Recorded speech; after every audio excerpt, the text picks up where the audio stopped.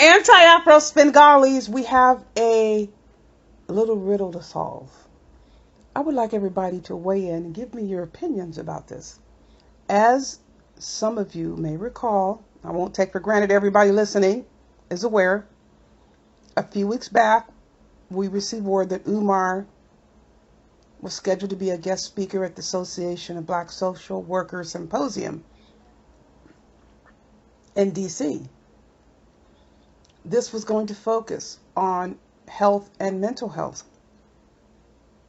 issues, and it's geared towards brothers. Brothers, Are You Okay? That's the title of the symposium. So it's a 2-day event, and you're going to have guest speakers.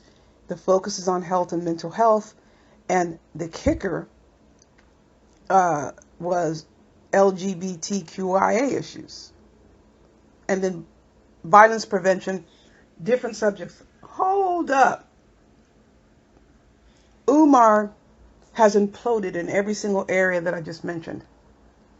As far as his inappropriate, discriminatory, callous statements, including, we need to kill 10% of our black male youth because they're, quote, just no damn good to nobody. The nerve of Umar Johnson, and to sit here and talk about police genocide. The hypocrite is absolutely remorseless. That is what Umar Johnson stated, and we all know this, people, because we've captured it how many times on audio and video. So there's no escaping this statement. And arm up. Don't get rid of your guns. Buy some more, because these teenagers, these black youth, are out of control. So we're going to take it upon ourselves to kill 10% of them. Also, about women who have been sexually assaulted or molested. He comes up with all these offensive names, hot asses, thoughts, over, over-sexing. And he targets the LGBT community relentlessly. He basically acts as though they don't have a right to live or exist because he doesn't agree with them. Although he tries to say things like, I would never cause them harm. Nobody gets up on a national stage and basically states they don't have a right to exist. How many people said that about us? Bottom line, these attitudes have no place in the mental health field. And if that isn't bad enough, he lied. He was listed at this symposium as a clinical psychologist. Umar is not a psychologist of any kind that deals with mental health other than a school psychologist. And he's not even employed in that capacity right now. He is not a mental health expert. So he doesn't meet any of the criteria, people. So that's the backdrop when it comes to the complaints. And again, thank you all of you who sent complaints in, making it known. This is not acceptable. If we're going to have people representing us and speaking about our issues, they need to be qualified. They need to have the right temperament. They need to have the relationship with the community other than being a leech, blood-sucking leech off of our community. He doesn't give anything to us. He takes and takes and takes and takes. This is a poor representation. So what has occurred? Thank you for Anti-Fraud Warriors on Twitter and the DMs. This is where this information originated. Slightly before I received an email from another anti-fraud warrior. Thank you, everyone. We now see the announcement for this presentation or the symposium has changed. Don't want to jump too far ahead.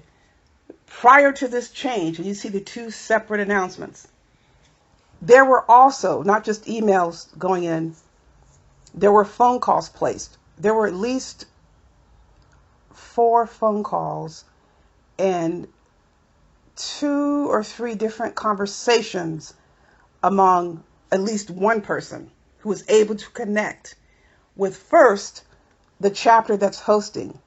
And we pretty much figured when the person's reaction was, what was the statement? Oh, so what are you doing? You are fighting hate with hate. That was the statement. Hate with hate. So the person wasn't willing to even listen. So I'm saying this is the secretary of the organization.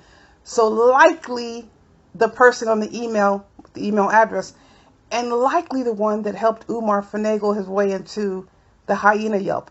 So the person pretty much got nowhere with this person. So this person reached out, the anti-fraud warrior reached out to the national chapter, and it's not me that did this. If it was me, I would tell you.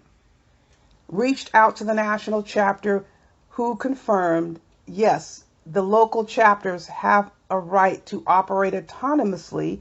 However, the pledge is to work within the consistency of the code of conduct and the mission of social work overall, because they're associating themselves with the National Association of Social Workers, which is the umbrella overriding agency. But nonprofit agencies have a right to exist independently. However, the National Association has a right to say, we don't want to associate with you if you're going to operate in stark contrast to our ideals.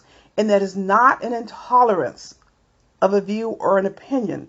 What I described to you earlier has no place in social work or mental health. Now, even if Umar actually had a doctorate degree, which has not been confirmed, and it's not in social work, that would not preclude him from being a keynote speaker or actively participating in any way. The mental health field works in collaboration. So there isn't any room for excluding anyone based on the type of degree or credential or license or specialty that they have. There is a way for people to work together, but Umar exists in stark contrast to this. So the national chapter was very supportive, and they stated he would not speak on a national stage. If it ever came up, he for sure would go through scrutiny like anyone else. But that was right there, if what you're saying is true, the national chapter, because the person had not sent any information yet. If these things that you're saying are true, and these are all Umar's words, this isn't anything made up, there is guarantee that anyone who harbor those beliefs would never be representing this agency on a national level. And of course, before we allow anyone to speak, they are vetted. Now, this is the national chapter.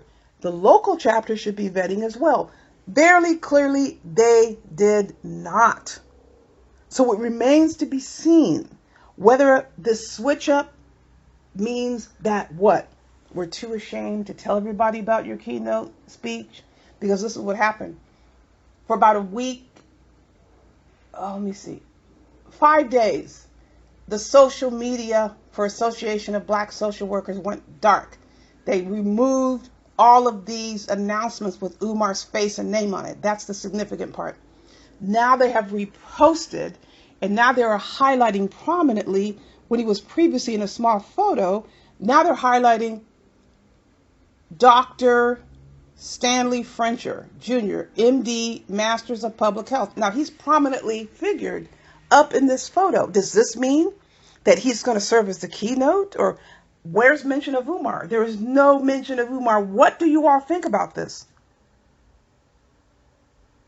In light of the ignorance, the jealousy, the envy that's going on out there, these imposters who want to pretend that anti-fraud warriors are not effective. We are very effective, and we know it. We know it. People just try to get us triggered into doing what they're doing, which is nothing, or breaking the law, or putting their feet in their mouth, or getting themselves into hot water with whoever they're dealing with off YouTube. That is not anti-fraud warrior demeanor. We come with the facts.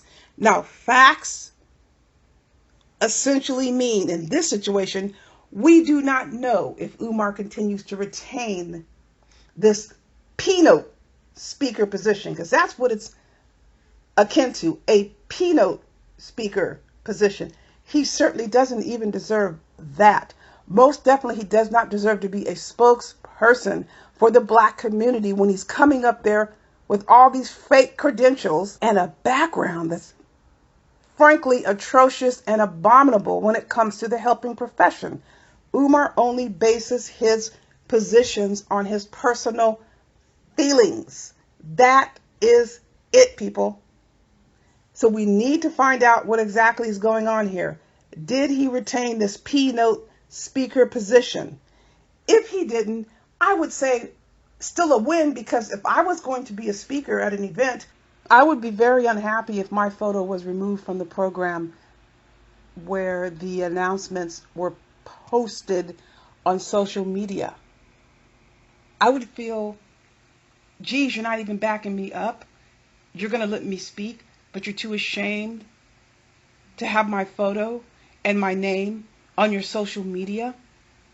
What the hell? I would be very, very upset. I would feel insulted, because you're self-marketing. You want to be associated with the event. When they write up about it and it becomes on their website, you want your name included in a narrative that you had a role in constructing. But Umar is denied that because the name is off the program, and we do not know whether or not they got a new speaker, because this person is now prominently featured. And before, you can't even read his name at the top of this little square here. I couldn't even hardly read this, but now it's prominent. And this is a lot more impressive. You Google this brother, you will find information about him, what he's doing professionally. So we know he was vetted. Absolutely. Umar doesn't have any existing evidence of the work that he has done. All he does is tell you. He never shows you, people. And he is not working as a school psychologist now. You need to be associated with a school in order to call yourself a school psychologist in private practice. There are so many other things that Umar has to answer to, or else. In the meantime, you know I'm going to keep you all updated. Thank you again for the tips. Buyer beware.